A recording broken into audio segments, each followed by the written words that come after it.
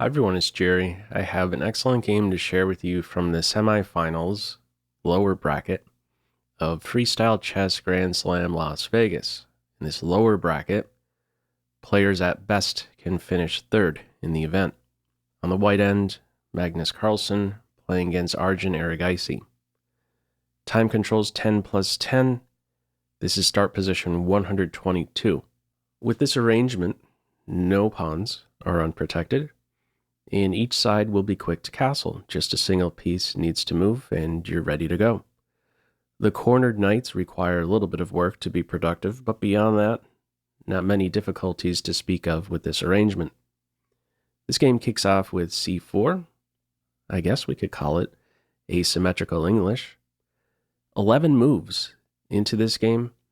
If that was the moment you tuned in, you would find it difficult to say whether or not this was a freestyle game or not. We continue with g3, fianchetto, b5 break, and d3. Very healthy. Trying to squeeze more than one good thing out of each of your moves. There we go. c-pawn reinforced. Bishop finally has some moves. Follow-up is knight b6. A couple moves the computer has its eye on. h5, knight c6, h5 a bit more attractive without a knight on f3 holding up a further advance. If you're curious, it wants to respond to h5 with h4. h5, h3 it does not like because of a further advance and a softening up of the f4 square. Not to say the queen wants to go there straight away. Anyhow, in this game we see knight b6, and now the capture on b5.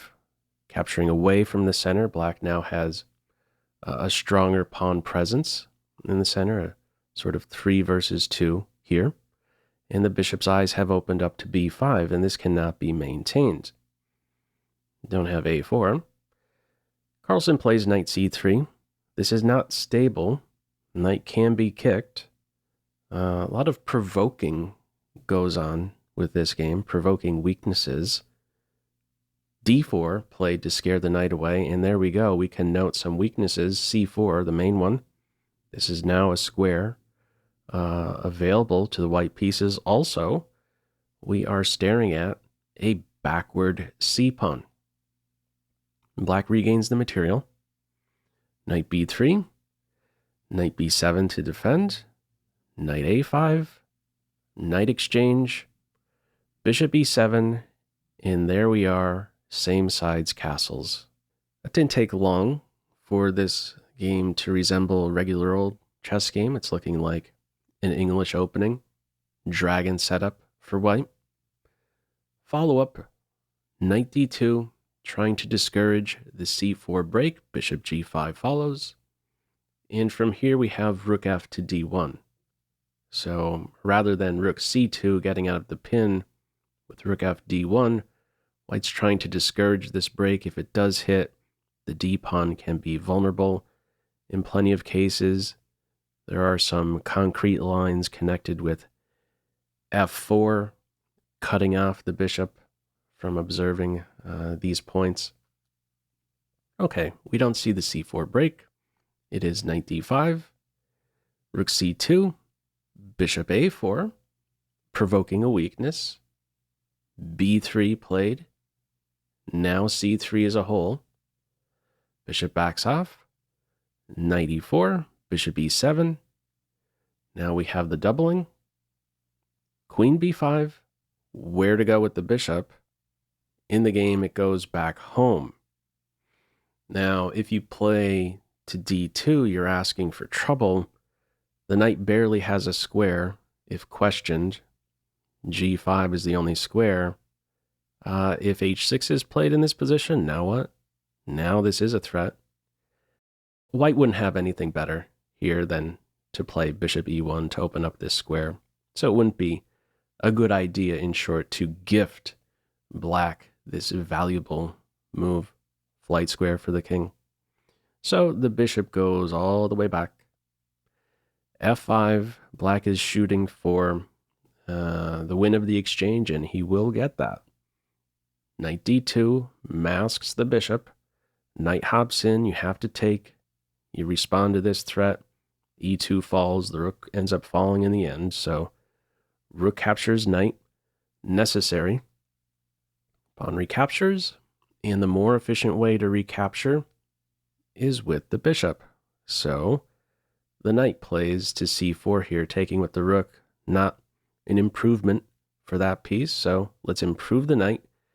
And immediately one big weakness in black's camp, e5.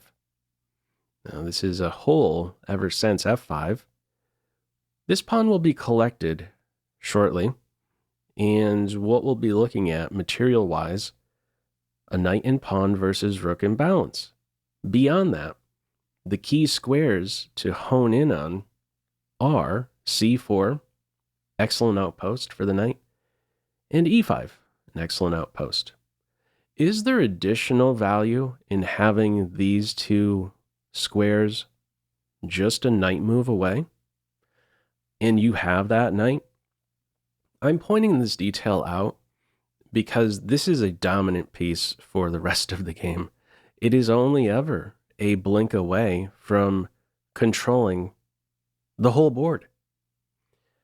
It's very difficult from this point on for black to find productive moves. Very healthy structure for white. Very weakened pawns for black. Isolated pawns, a backward pawn. How do you crack open a file for that extra rook? It's difficult to play for black.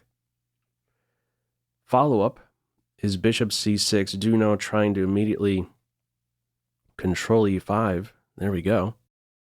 Run right into a fork. We have bishop c6 here. We'll soon not be looking at any bishops in this one.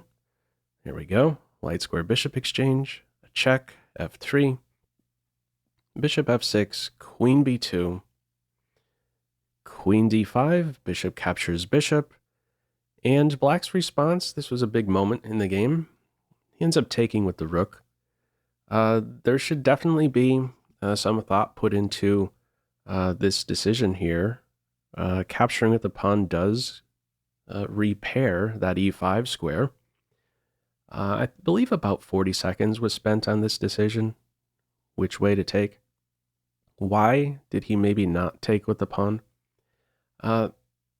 This rank right here, thinking about this rook c4 move, it's going to be a very strong piece. So for instance, knight e3 is a move, queen d4, queen d2, and there we go. We're looking at rook c4, the rook. I was talking about the knight hopping back and forth on c4 and e5. Wow, waiting to see a rook on this fourth rank. What do you want to target? The A pawn, C pawn, H pawn. You have a huge selection. White firmly in control in this position as well. Duno, in response to f4, computer wants to back off with knight f1 and keep that g pawn around as a shield for the king, and soon enough we'll be seeing rook c4. Such a fantastic piece. All right, how it's playing out here, we see the rook recapture, queen e5, and black gets the rook back into play. It wasn't doing anything exciting on f6. If black captures the queen, that opens up c4, and this is happening. This is an uncomfortable position for black. So if we did have the queen exchange, what might this look like? Rook f8, rook c4, let's say a5, rook a4, rook a8. Now there's a fork. And knight d7, if you're playing here, there's another fork. This piece here, what a pest. Okay. It's going to be tricky, even without queens, because of these weaknesses. All right, no queen exchange just yet.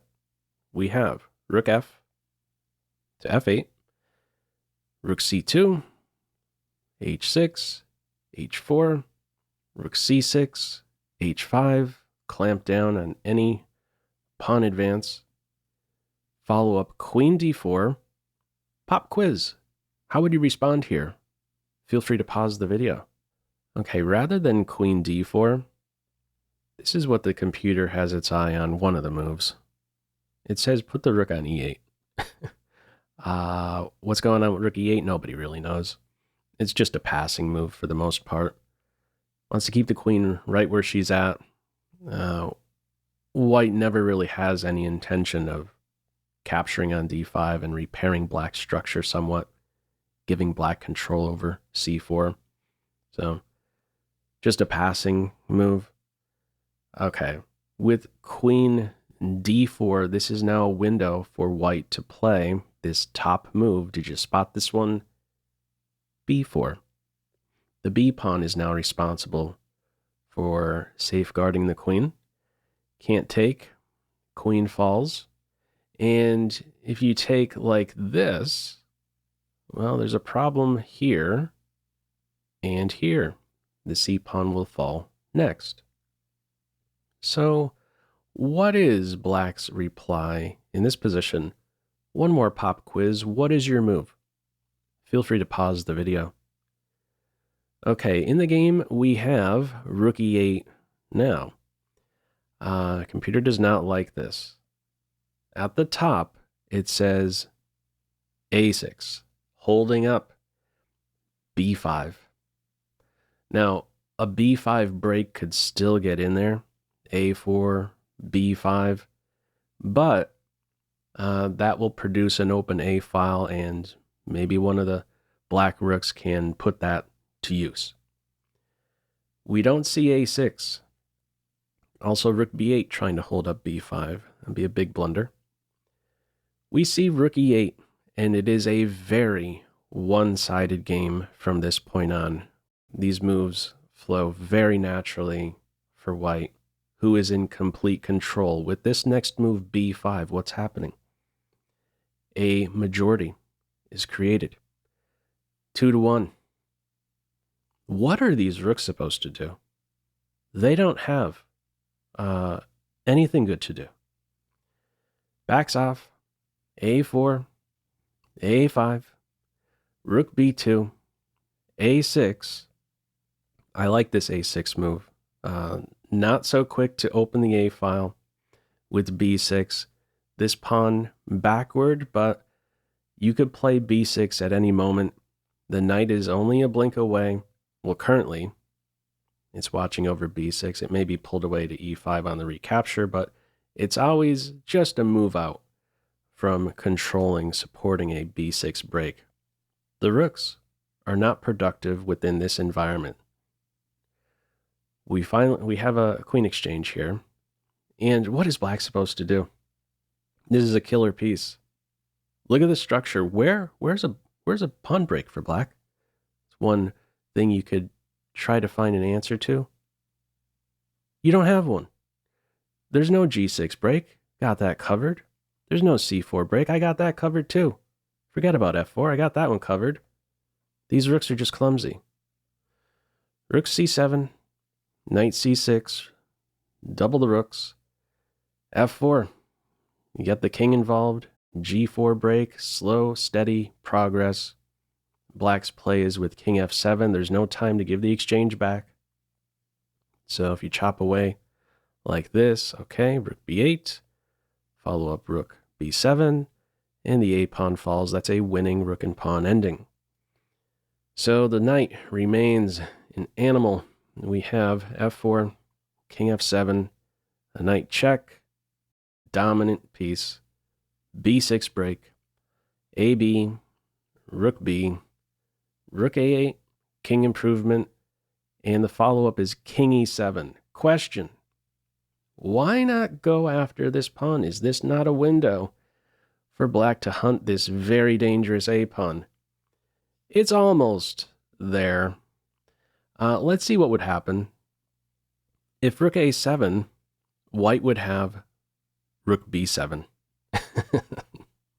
And now what? You want to take the a pawn? Checkmate. So there's mating nets right around the corner, supported by this beast. I have many names for this piece, by the way. Okay. You can't try and track down that pawn. Also, let me put this back on. What other move would black have here? This is a funny one. What's your move? You don't really have a move. If you take the rook, and this is an important line, if you take the rook, this knight just a blink away from controlling b8. So, careful you don't land in a fork. At this point, out of frustration, you might as well throw the rook in the other corner. And, promotion, follow-up fork. Winning for white. There's no other move in this position because of the captures. You got a couple silly pawn moves, which go nowhere. So, doubling up rooks goes nowhere for black. The king goes to e7, g4 break, an exchange, king back to f6, playing rook a7, yet another pesky fork, rook b7, and we repeat moves just for a couple here. Black does not take, similar thing going on, knight d7 move, supporting the promotion. We have rook on a to a7, rook back to b6. Black has nothing better than to return here with the rook. Rook a8 it is, and now follow up e4. Why not? Black has nothing. From here, king e7, king f3, king f6. No matter where the king goes, there's a possible, there's a fork one way or another on c6 maybe, or d7. There's just shuffling going on here. Knight c6, rook d7, rook b7, and the follow-up is rook captures d3. Any other try? Not really. If, let's say, rook f7, it's a mate in 2, e5 check, only move, king f5, rook captures rook checkmate. Anything else? What about rook captures a6? There's rook captures rook, and yet again, this e5, rook f7 mate idea. So the try in this game after rook b7, rook captures d3, king g4. With the king on g4, f5 is under control, e5 is now a mate in 1, and there is just not a good response to this threat. What's tried is e5, and after f takes e5 check, black resigns. If the game continued, it wouldn't for long. King e6 is the only move, rook e7 mate. So a real master class, I would say here, by Carlsen. Positional squeeze, knight and pawn really dominating the rook. Anyhow, your thoughts with this one, feel free as usual to leave any feedback to this video in the comment section below. Hope you enjoyed it and maybe took a thing or two away. That's all for now. Take care.